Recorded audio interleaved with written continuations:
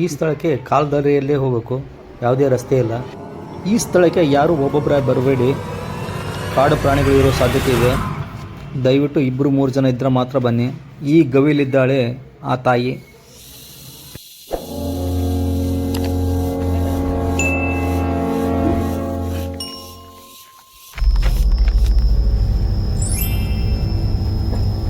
ಶಿರ್ತೆ ಕಾಡಿ ಇರ್ತಾವಲ್ಲ,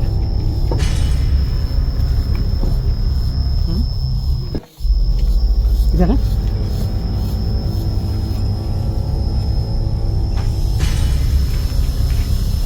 ಒಂದು ನಿಮಿಷ ಅಪ್ಪಿ.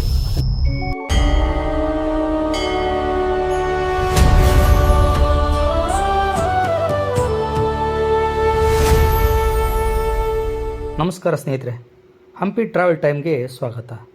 ಸ್ನೇಹಿತರೆ, ಇಂದು ನಾವು ಹಂಪಿಯಲ್ಲಿರುವ ಅತ್ಯಂತ ನಿಗೂಢ ಮತ್ತು ಕೌತುಕಮಯವಾದ ಗವಿಯಲ್ಲಿರುವ ಕೋಣದಮ್ಮ ದೇವಿಯನ್ನು ನೋಡೋಣ. ಸ್ನೇಹಿತರೆ, ಈ ಸ್ಥಳವನ್ನು ಮೊದಲ ಬಾರಿಗೆ ನಿಮ್ಮೆದುರಿಗೆ ತರ್ತಾ ಇದ್ದೀನಿ. ಫಸ್ಟ್ ಟೈಮ್ ಸೋಷಿಯಲ್ ಮೀಡಿಯಾದಲ್ಲಿ ಈ ಸ್ಥಳ ನೀವು ನೋಡ್ಬೋದು.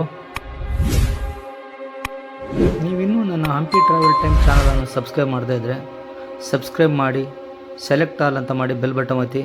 ಇದರಿಂದ ನಾನು ಮಾಡುವ ಪ್ರತಿಯೊಂದು ವಿಡಿಯೋದ ನೋಟಿಫಿಕೇಷನ್ ನಿಮಗೆ ಬರುತ್ತೆ. ಲೈಕ್ ಮಾಡಿ ಮತ್ತು ಶೇರ್ ಮಾಡೋದನ್ನು ಮರಿಬೇಡಿ. ಕೃಷ್ಣ ಬಜಾರ್ನಿಂದ ಕಾಲುದಾರಿಯಲ್ಲಿ ಹೋಗಬೇಕು.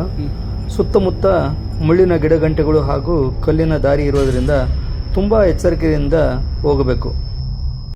ದಯವಿಟ್ಟು ಇದಕ್ಕೆ ಸಂಬಂಧಪಟ್ಟಂಥ ಅಧಿಕಾರಿಗಳು ಈ ಸ್ಥಳವನ್ನು ಕ್ಲೀನ್ ಮಾಡಿಸ್ಬೇಕು. ಇಲ್ಲಾಂದರೆ ಈ ದೇವಸ್ಥಾನಕ್ಕೆ ಹೋಗೋಕ್ಕೆ ದಾರಿನೇ ಇಲ್ಲ. ಈ ರೀತಿ ಇದ್ದರೆ ಕಾಡು ಪ್ರಾಣಿಗಳು ಈಗಾಗಲೇ ಇವೆ, ಇನ್ನಷ್ಟು ಕಾಡು ಪ್ರಾಣಿಗಳು ಈ ಸ್ಥಳಕ್ಕೆ ಬರ್ತವೆ. ನನಗೆ ಈ ದೇವಸ್ಥಾನ ದಾರಿ ತೋರಿಸಲಿಕ್ಕೆ ಸ್ಥಳೀಯರಾದ ರವಿ ಅವರು ಬಂದಿದ್ದಾರೆ. ಅವರ ಜೊತೆ ಅವರ ಸಂಬಂಧಿಕ ಹುಡುಗನೂ ಕೂಡ ಬಂದಿದ್ದ. ಹಾಗಾಗಿ ಈ ದೇವಸ್ಥಾನ ನೋಡಲಿಕ್ಕೆ ಹೋಗ್ತಾ ಇದ್ದೀನಿ. ರಸ್ತೆಯಲ್ಲಿ ಮುಳುಗಳು ಕೂಡ ಇವೆ, ಸ್ವಲ್ಪ ನೋಡಿಕೊಂಡು ಹೋಗಿ. ಕೋಣದಂಬ ದೇವಿಯ ಸೂಚನಾ ಫಲಕವನ್ನು ಕೂಡ ನೀವು ನೋಡ್ಬೋದು. ಈ ದೊಡ್ಡದಾದ ಬಂಡಿಯೇ ಲ್ಯಾಂಡ್ ಮಾರ್ಕ್, ಅಲ್ಲೇ ನಾವು ಹೋಗ್ಬೇಕೀಗ. ಸೊ ಈ ರೀತಿ ಬಂದು ಮೇಲೆ ಎತ್ತಿ ಹೋಗಬೇಕು.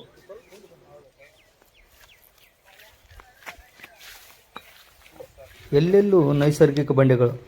ಇದು ನಿಜವಾಗಿಯೂ ಸಾವಿರಾರು ವರ್ಷಗಳ ಹಿಂದಿನ ಸ್ಥಳಕ್ಕೆ ಬಂದ ಅನುಭವವನ್ನು ಕೊಡುತ್ತೆ. ಈ ಸ್ಥಳದಲ್ಲಿ ಕಾಡು ಪ್ರಾಣಿಗಳು ಇರುವ ಸಾಧ್ಯತೆ ಕೂಡ ಇದೆ. ಚಿರತೆ, ಕರಡಿಗಳು ಕೂಡ ಈ ಗವಿಯಲ್ಲಿರ್ತವೆ.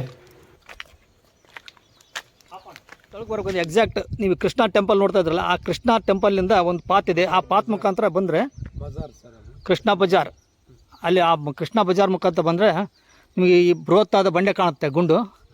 ಇಲ್ಲಿ ಒಂದು ಮಾರ್ಕ್ ಮಾಡಿದ್ದಾರೆ ಗವಿ. ಆ ಗವಿ ಮುಖಾಂತರ ಹೋದರೆ ನಿಮಗೆ ಈ ಒಂದು ದೇವಸ್ಥಾನವನ್ನು ನೋಡ್ಬೋದು.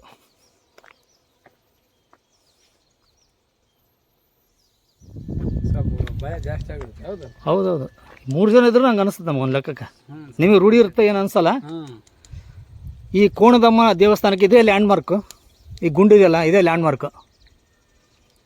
ಆಪೋಸಿಟ್ ತೋರಿಸ್ಬಿಡ್ರಿ, ಕೃಷ್ಣ ಟೆಂಪಲ್, ಮಾತಂಗಿ ಪರ್ವತ. ಇಲ್ಲಿಂದ ನೀವು ಮಾತಂಗ ಪರ್ವತನ ಕೂಡ ನೋಡ್ಬೋದು.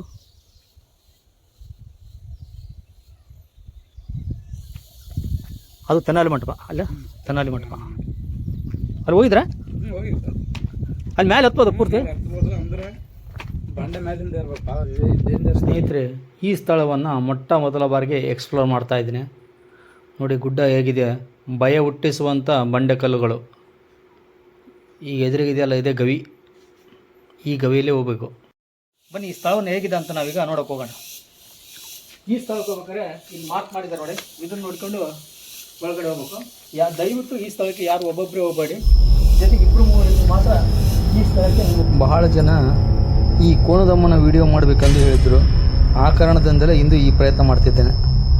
ಸ್ನೇಹಿತರೆ, ಈ ಸ್ಥಳಕ್ಕೆ ಹೋದ ಮೇಲೆ ಒಂದು ವಿಚಿತ್ರ ಅನುಭವ ಆಗುತ್ತೆ. ಹೊರಗಿನ ಬಿಸಿಲಿನಿಂದ ಸಂಪೂರ್ಣ ವಿಭಿನ್ನವಾದ ತಂಪಾದ ವಾತಾವರಣ ಈ ನಿಶಬ್ದವಾದ ಗವಿಯಲ್ಲಿದೆ. ಎಲ್ಲೆಲ್ಲೂ ನೈಸರ್ಗಿಕ ಬಂಡೆಗಳು. ಒಳಗೆ ಬರೋದಕ್ಕಿಂತ ಮುಂಚೆ ನೀವು ಅಲ್ಲೇ ಚಪ್ಪಲಿ ಬಿಟ್ಟು ಬರಬೇಕು. ನಾನು ಮೊದಲು ತೋರಿಸಿದ ಬಾಣದ ಗುರುತು, ಅಲ್ಲೇ ಚಪ್ಪಲ್ ಬಿಟ್ಟು ಒಳಗಡೆ ಬರಬೇಕು ಈ ಗವಿಯಲ್ಲಿ. ಈ ಗವಿಯ ನೈಸರ್ಗಿಕ ಬಂಡೆಯ ಮೇಲೆಯೇ ಮಹಿಷಾಸುರ ಮರ್ದಿನಿ ದೇವಿಯ ಉಬ್ಬು ಶಿಲ್ಪವನ್ನು ಅತ್ಯಂತ ಸುಂದರವಾಗಿ ಕೆತ್ತಲಾಗಿದೆ. ಈ ದೇವಿಯನ್ನು ಸ್ಥಳೀಯರು ಕೋಣದಮ್ಮ ಎಂದು ಕರೆಯುತ್ತಾರೆ. ಯಾವ ರೀತಿ ಎತ್ತರದಲ್ಲಿದೆ ಈ ಸ್ಥಳ ನೋಡ್ಬೋದು. ಗವಿ ಒಳಗಡೆಯಿಂದ ನಾನು ನಿಮಗೆ ತೋರಿಸ್ತಾ ಇದ್ದೀನಿ.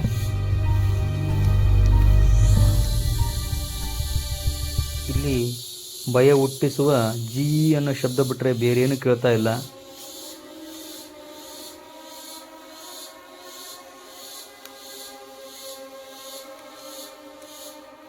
ಈ ದೇವಿಯು ಅನೇಕ ಆಯುಧಗಳನ್ನು ಹಿಡಿದಿರುವಂತೆ ಕಾಣುತ್ತದೆ.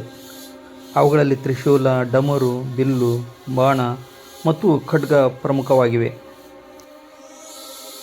ಈ ಶಿಲ್ಪದಲ್ಲಿ ದೇವಿಯು ತನ್ನ ತ್ರಿಶೂಲದಿಂದ ಕೋಣವನ್ನು ತಿವಿದಿರುವ ದೃಶ್ಯವನ್ನು ನೋಡಬಹುದು. ಕೋಣದ ತಲೆ ಮತ್ತು ದೇಹವನ್ನು ಪ್ರತ್ಯೇಕವಾಗಿ ಕೆತ್ತಲಾಗಿದೆ. ಇದು ಮಹಿಷಾಸುರನ ಸಂಹಾರವನ್ನು ಸೂಚಿಸುವ ಅಪರೂಪದ ಕಲಾಕೃತಿಯಾಗಿದೆ. ಈ ರೀತಿಯ ಉಬ್ಬು ಶಿಲ್ಪಗಳು ಹಂಪಿಯಲ್ಲಿ ಬಹಳ ವಿರಳ. ಆದ್ದರಿಂದ ಈ ಸ್ಥಳಕ್ಕೆ ಐತಿಹಾಸಿಕ ಹಾಗೂ ಧಾರ್ಮಿಕ ಮಹತ್ವ ಎರಡೂ ಇದೆ. ನಾನು ನಿಮಗೆ ತೋರಿಸ್ತಾ ಇದ್ದೇನೆ. ಇದು ಹಂಪಿಯಲ್ಲಿರ್ತಕ್ಕಂಥ ಪ್ರಸಿದ್ಧ ಕೋಣದಮ್ಮನ ದೇವಸ್ಥಾನ. ಇದುವರೆಗೂ ಈ ಸ್ಥಳವನ್ನು ಯಾರು ಎಕ್ಸ್ಪ್ಲೋರ್ ಮಾಡಿಲ್ಲ. ಮೊಟ್ಟ ಮೊದಲ ಬಾರಿಗೆ ಈ ಸ್ಥಳವನ್ನು ನಾನು ನಿಮಗೆ ತೋರಿಸ್ತಾ ಇದ್ದೀನಿ. ನೋಡ್ಬೋದು ಮೇಲೆ ಯಾವ ರೀತಿ ಅಂತ ನೀವು ನೋಡ್ಬೋದು.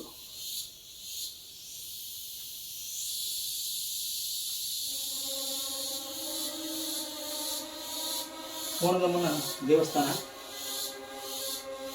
ದೇವಿ ಇಲ್ಲಿ ಕೋಣವನ್ನು ಸಂಹರಿಸಿ ರುಂಡ ಮತ್ತು ಮುಂಡ ಎರಡೂ ಬೇರೆಯಾಗಿರುವುದರಿಂದ ಸ್ಥಳೀಯರು ಇದನ್ನು ಕೋಣದಮ್ಮ ಎಂದು ಕರೆಯುತ್ತಾರೆ.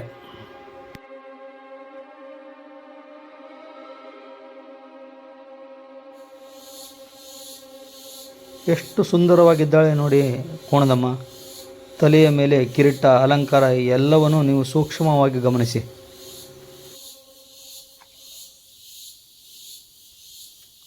ಈ ಸ್ಥಳಕ್ಕೆ ಯಾರು ಒಬ್ಬೊಬ್ಬರೇ ಬರಕ್ಕೆ ಹೋಗಬೇಡಿ.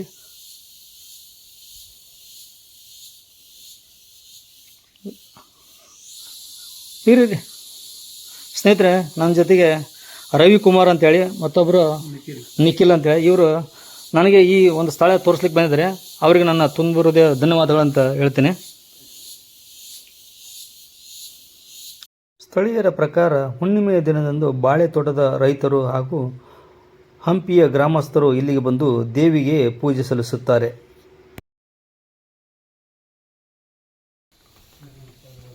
ಇಂದಿಗೂ ಈ ಸ್ಥಳದ ಬಗ್ಗೆ ಬಹುತೇಕ ಜನರಿಗೆ ಮಾಹಿತಿ ಇಲ್ಲ. ನೋಡಿದ್ರಲ್ಲ ಸ್ನೇಹಿತರೆ, ಹೇಗಿತ್ತು ಹಂಪಿಯ ಕೋಣದಮ್ಮನ ದೇವಾಲಯ. ಸ್ನೇಹಿತರೆ, ಹಂಪಿಯ ನಿಗೂಢ ಕೋಣದಮ್ಮ ದೇವಿಯ ವಿಡಿಯೋ ನಿಮಗೆ ಇಷ್ಟವಾಗಿದ್ದರೆ ನನ್ನ ಹಂಪಿ ಟ್ರಾವೆಲ್ ಟೈಮ್ ಚಾನಲನ್ನು ಸಬ್ಸ್ಕ್ರೈಬ್ ಮಾಡಿ, ಲೈಕ್ ಮಾಡಿ, ಶೇರ್ ಮಾಡಿ ಹಾಗೂ ಕಾಮೆಂಟ್ ಹಾಕೋದನ್ನು ಮರಿಬೇಡಿ. ಮತ್ತೆ ಸಿಗೋಣ ಹಂಪಿಯ ಇಂತಹ ಅಪರೂಪದ ನಿಗೂಢ ಹಾಗೂ ಐತಿಹಾಸಿಕ ಸ್ಥಳಗಳ ಬಗ್ಗೆ. ನಾವೀಗ ಧನ್ಯವಾದಗಳು. ದೇವಸ್ಥಾನಕ್ಕೆ ಹೋಗ್ತಾ ಇದ್ದೀವಿ.